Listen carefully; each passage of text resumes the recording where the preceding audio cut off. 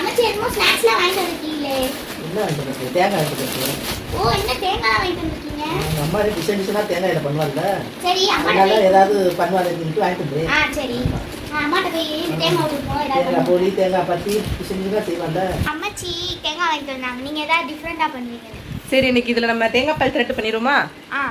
Hi friends, சூப்பரான தேங்காய் பால் திரட்டு. So அந்த தேங்காய் பால் திரட்டு எப்படி பண்ணணும் தான் நம்ம வீடியோவில் பார்க்க போகிறோம். சேனலுக்கு போகலாமா?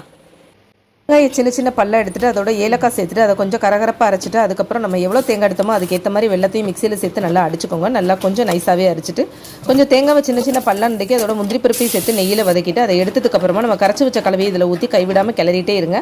தேவையான அளவு நெய்யை அப்பப்போ சேர்த்துட்டே இருங்க. இது நல்லா கிளறும் போது இந்த பதத்துக்கு வந்துடும், அதாவது அல்வா பதத்துக்கு வந்ததுக்கப்புறமா இது இன்னும் கொஞ்சம் நம்ம வறுத்து வச்ச முந்திரி பருப்பு இதெல்லாம் சேர்த்துட்டு அதோட இன்னும் கொஞ்சம் நெய் சேர்த்துட்டு நல்லா வதக்கி எடுத்திங்கன்னா சூப்பரான தேங்காய் பால் திரட்டு ரெடி ஆயிடுச்சு.